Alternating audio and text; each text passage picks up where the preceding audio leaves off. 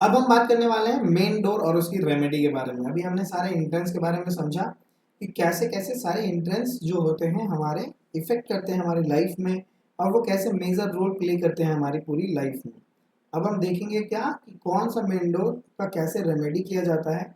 अगर कोई main door है तो हम सभी का मेन डोर खुलवा नहीं सकते, नए मेन डोर को खुलवा नहीं सकते, तो हम उसकी रेमेडीज को कैसे डिजाइन करते हैं। अगर आपका main door north north west में है, नॉर्थ में है, या नॉर्थ नॉर्थ ईस्ट में है, ये जो डायरेक्शंस मैंने आपको बताए हैं, अगर ये इस डायरेक्शन में आता है और कोई नेगेटिव जोन में आता है, तो आप अपने मेन डोर में नीचे में एक थ्रेशोल्ड होता है हमारे डोर के नीचे में, जैसे कोई भी डोर होता है उस डोर के नीचे थ्रेशोल्ड होता है, अभी हम आगे समझेंगे।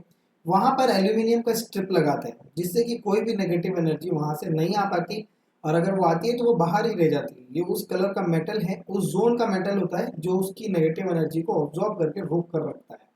वैसे ही जब आप ईस्ट नॉर्थ ईस्ट, ईस्ट और ईस्ट साउथ ईस्ट, ये जोन्स में कोई मेटल लगाना चाहते हैं तो आप स्टेनलेस स्टील का स्ट्रिप लगाते हैं। ठीक है, 4 इंच चौड़ी स्ट्रिप आप लगा सकते हैं, मिनिमम 2 इंच चौड़ी भी आप लगा सकते हैं, वो काम करती है। South east, south south east और साउथ, यहाँ पे आप हमेशा ब्रास की स्ट्रिप यूज करते हैं। ठीक है, जब आप north east, north west, south west, south south west, ये 4 सेंसिटिव जोन को जब हम यूज करते हैं तो हम हमेशा कॉपर स्ट्रिप को यूज करते हैं। ठीक है, ये एक्सेप्शंस है और हमेशा ये काम करता है और ये प्रूवन है।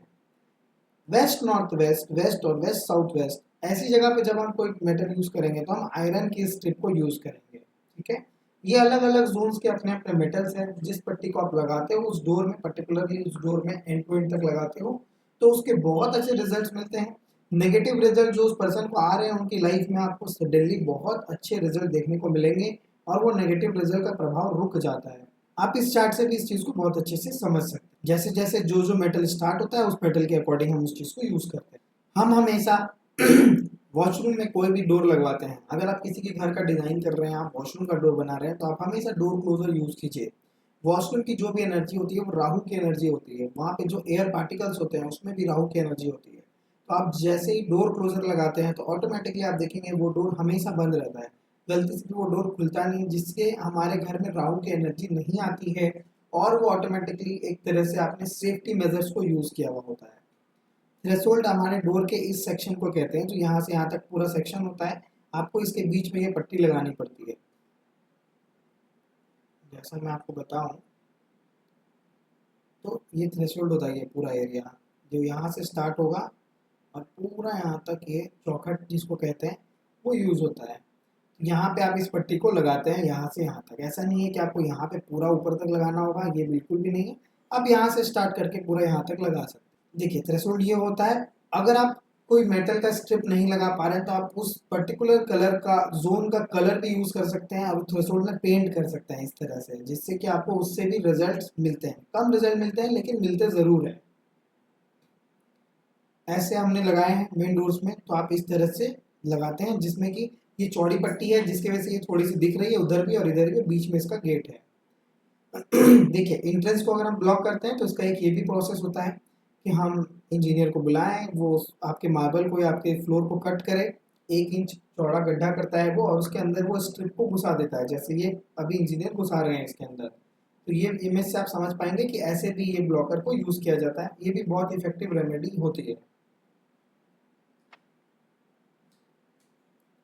देखिए, हमने इसको कैसे यूज करना है। अगर E1 की एंट्री है तो हमें ब्लॉक बाई स्टेनलेस स्ट्रिप, ठीक है।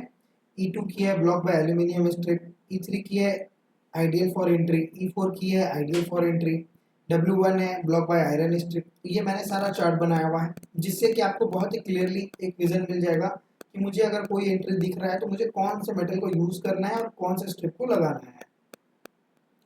इस तरह मैंने नॉर्थ का भी बनाया हुआ है, इस तरह मैंने साउथ का भी बनाया हुआ है, जिससे कि आपको किसी भी तरह का कोई प्रॉब्लम ना फेस करना पड़े।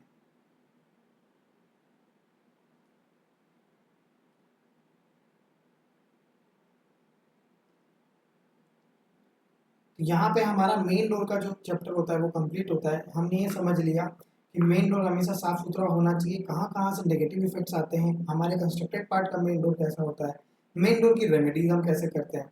हमेशा जब आप मेन डोर का हैंडल यूज कर रहे हैं तो उसमें कॉपर या ब्रास के हैंडल्स को लगाइए, वो बहुत अच्छा होता है, नेगेटिव एनर्जीज को दूर रखता है। बड़े मेन डोर में हमेशा आपको इन सब चीज़ों का ध्यान रखना चाहिए। और मेन डोर को हमेशा सही जगह पे लगवाइए। किसी का मैप बनवा रहे हैं तो 3-4 के डायरेक्शन में अगर आप मेन डोर बनवाते हैं तो बहुत अच्छा रिजल्ट उनकी लाइफ में उनको मिलता है। मेन डोर से रिलेटेड सारे रेमेडीज को हमने कवर किया और इनके सारे पार्ट्स को भी समझा। अब हम आगे समझेंगे स्टेयर्स का क्या रोल होता है, स्टेयर नेगेटिव पॉजिटिव क्या होते हैं।